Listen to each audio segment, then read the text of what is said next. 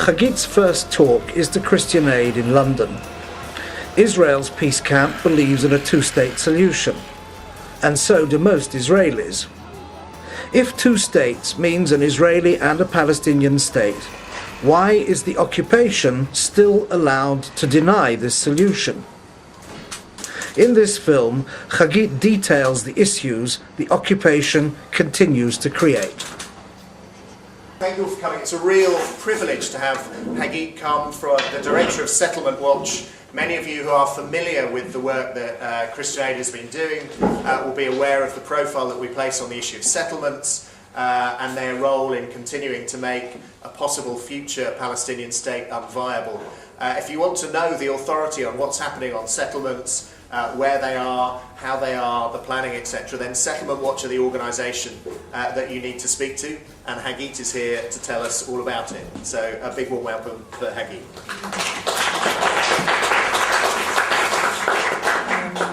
Hello.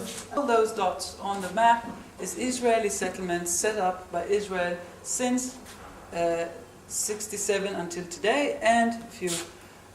This is the route of the fence in near a settlement called Givat Ze'ev. And if you take the next picture, look what we did.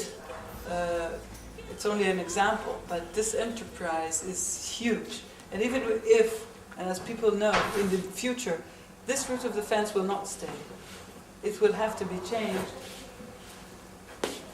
I don't believe that we can refill those hills again. Okay. As for what is going on today, there's a lot of talks about freezing the settlements. What I see when I go out is that construction is going on, especially in those settlements which are inside the fence, inside those, or on the western side of it. Israel is a tiny country, not quite the size of Wales, and half of it is desert. Its occupation of the West Bank is the source of intractable problems. We'll travel along a network of roads specifically built for the exclusive use of Israeli settlers. Settlers use these costly roads to get to work in Israel easily. Palestinians don't enjoy the same freedom in their own country. All the blue marks on the map represent settlements for some 280,000 settlers. This map reflects the pervasive scale of the occupation.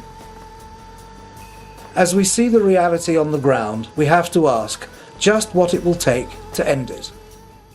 She travels throughout the West Bank. Her excellent Arabic gives her an intimate understanding of the endless difficulties Palestinians face daily because of the occupation.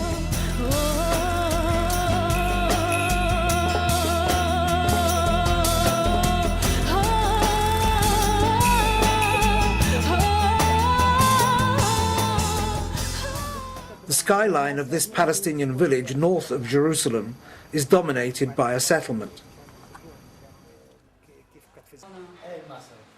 In his office, the village mayor describes to Hagit, using maps of water and sewage lines, the problems resulting from the settlement's presence. Is the sewage pool of all the sewage of the settlement, and it's broken for several months already, and it's leaking, and they have all the, how do you say, all the shit out on the fields of the Palestinians, so they cannot get to their fields.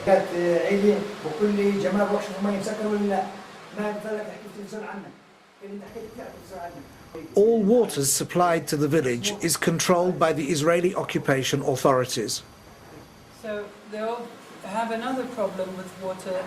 They drink the same water like the settlement, but lately somebody, or the settlers or the Israeli authorities came and closed the faucets. So now they don't get water, or only 1/3 of the village can get water, and all the rest need to buy water with tankers to bring it home. This village around here do not have water, that because they don't have water they have to buy that water, which costs 30 shekels per 1 cubic meter. When the network is working properly and the Israelis allow for the water to come in, it will cost only 5 shekels per cubic meter. Hagit and her predecessor have compiled a comprehensive report on land ownership in the West Bank. The report contains aerial photos of every single settlement, together with statistics on the land each one occupies.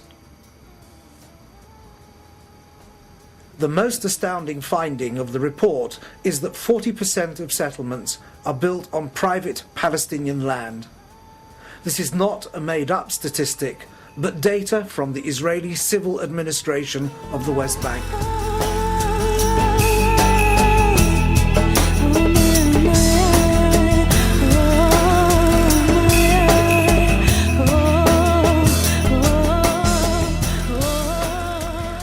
We'll visit Bet Aryeh, north of Jerusalem, built on 25% Palestinian privately owned land.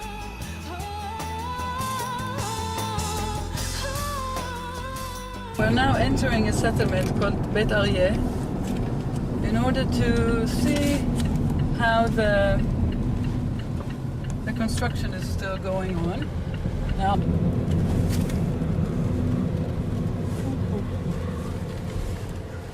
this is my job, to take pictures of the construction, right? To make sure that we know everything. So instead of writing down, I'm taking pictures to have it makes it the picture more interesting. Imagine how Palestinians must feel about the chance for a political solution with such Really, large-scale like construction. There's no problem.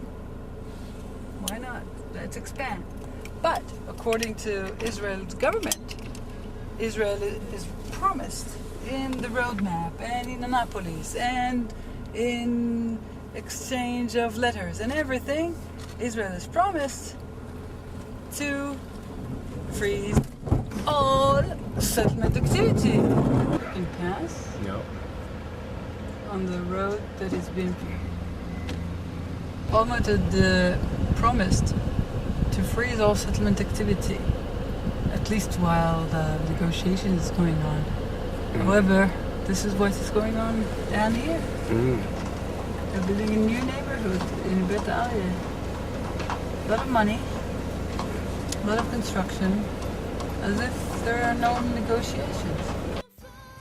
On the Bethlehem Bypass Road, a blot on the landscape if ever there was one, we get a sense of the occupation's disruptive nature.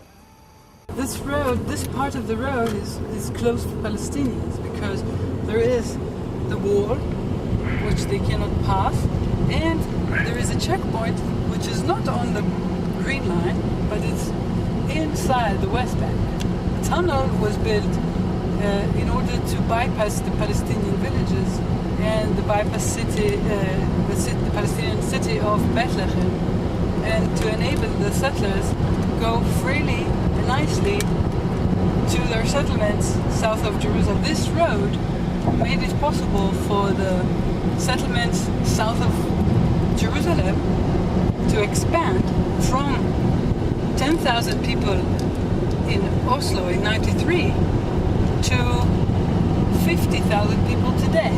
We evacuate our troops from the city of Bethlehem, so settlers cannot use the road anymore.